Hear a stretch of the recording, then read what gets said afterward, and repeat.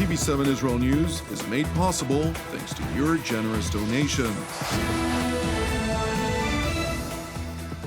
Shalom and good evening. This is TV7 Israel News broadcast to you from Jerusalem. And in today's top stories, Syria accuses Israel of perpetrating a second aerial strike on its territory within less than 48 hours.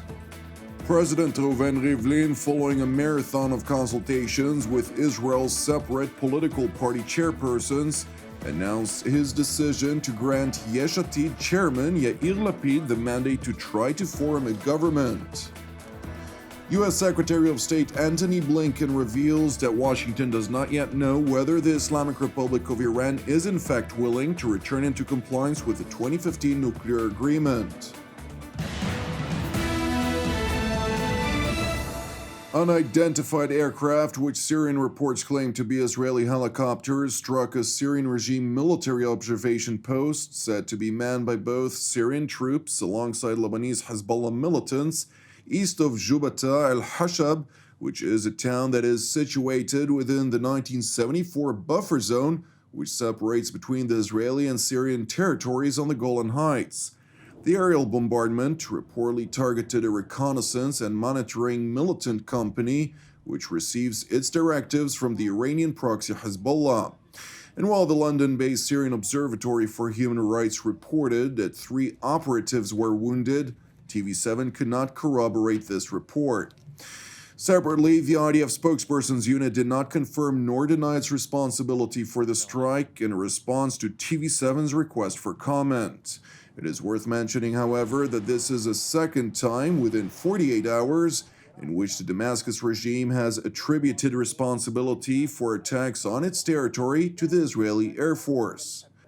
Turning to Jerusalem, where President Reuven Rivlin, following a marathon of consultations with Israeli political party chairpersons, announced his decision to grant Yesh Atid chairman Yair Lapid the mandate to try to form a government after Israeli Prime Minister Benjamin Netanyahu failed to do so within the time allotted to him under Israeli law.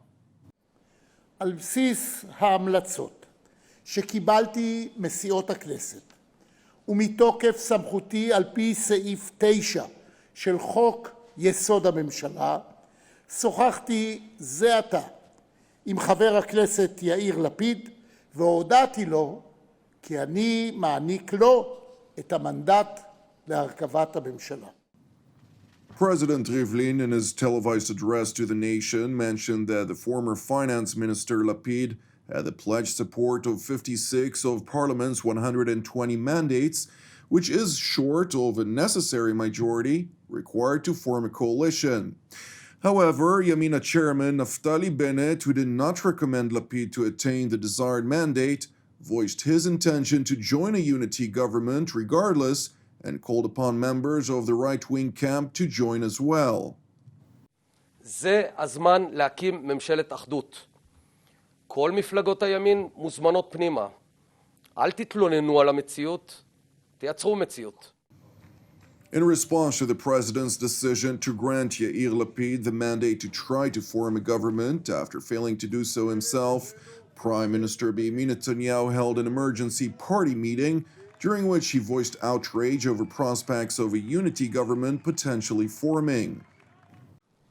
האמת היא פשוטה, זאת תהיה ממשלת שמאל מסוכנת, שילוב קטלני של חוסר דרך, חוסר יכולת וחוסר אחריות. It is important to explain that Yesh Atid chairman Yair Lapid now has 28 days to try to form a government coalition. If he fails to do so, the mandate will be then transferred to Parliament, or Knesset in Hebrew, to try and find yet another candidate for the task. A parliamentary candidate, if chosen by a majority of 61 mandates, would have 21 days to make a final attempt. If such an attempt fails as well, the Israeli parliament would then once again dissolve and force upon Israel an unprecedented 5th round of elections within 2 years.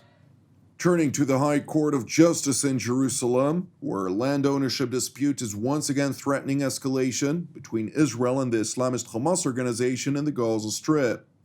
The dispute pertains to 4 Palestinian families who reside in 10 residential structures in an East Jerusalem neighborhood called Sheikh Jarrah, which is predominantly Arab. During the 1948 War of Independence, the families in question had apparently fled from elsewhere in the British-mandated Palestine. Upon the directives of the Hashemite Kingdom of Jordan, which ruled East Jerusalem from 1948 to 1967, these families were offered homes formerly owned by Jewish organizations in exchange for their agreement to relinquish their refugee status. However, despite claims that they had accepted the deal, a legally binding registration process was never completed, and the Jewish organization that had owned the properties prior to the Jordanian occupation of East Jerusalem in 1948 remained registered as legal owners. Therefore, after two court cases in which the magistrate and district courts in Israel ruled in favor of the Jewish organization's claims, the Palestinian families that currently reside in the structures refuse to accept the verdict and have appealed to the High Court of Justice, which is expected to adopt its ruling as early as next week. احنا بالعيلة 14 نفر، 7 صغار و7 كبار. مش راح نطلع، ايش ما بده يصير يصير. زي ما قلت لك احنا مش راح نطلع، واذا بدنا نطلع يعني نطلع على زي ما بيقولوها يقتلونا بنطلع، غير هيك مش راح نطلع. The Arab family's refusal to accept the past ownership of the East Jerusalem structures has seemingly been used by Palestinian and Islamist organizations as a pretext to stage rallies against what organized claim to be an orchestrated attempt by Israel to Judaize the Arab and Islamic characteristics of East Jerusalem, protests that systematically turn into riots. وهذا برنامج متسلسل، هم بدأوا بالإخلاء من سنوات لحتى يغيروا هذا الحي من واقع عربي إسلامي إلى واقع يهودي بالقوة وبقوة السلاح. Regardless of the violence, a number of Jewish residents who have already obtained per court order several of the properties remain unwilling to concede their claims. This is our houses, but they want to control it. This is the Jewish country. They want to control it, so they do whatever they want. They throw rocks, they throw bottles, they do intifada. We want to live here quietly. In response, the European Union, which regards East Jerusalem as occupied Palestinian territory, voiced alarm over the latest developments in Sheikh Jarrah. Separately, Mohammed Deif, the commander of Hamas's military wing, warned that Israel would pay a stiff price if it did not stop attacking residents of Jerusalem's Sheikh Jarrah neighborhood, in reference to police responding to riots in which the participants were explicitly heard chanting slogans in favor of Hamas, jihad, and perpetrating terror attacks against Jews. Turning to the United Kingdom, where U.S. Secretary of State Antony Blinken, in an interview with the British broadcast network, revealed that the United States does not yet know whether the Islamic Republic of Iran is in fact willing to return into compliance with the Joint Comprehensive Plan of Action, commonly referred to as the 2015 Nuclear Agreement. We've been engaged now in Vienna for some weeks with our European partners, with Russia, China, and indirectly, as you know, with Iran. I think we've demonstrated our very seriousness of purpose in terms of wanting to get back into the so-called JCPOA, compliance for compliance, and what we don't yet know is whether Iran is prepared to make the same decision. Despite the voiced skepticism regarding Tehran's intentions, the Kingdom of Saudi Arabia is seemingly engaged in talks with the Ayatollah regime with the hope of alleviating regional tensions that are expected to increase once the Iran nuclear deal is revived.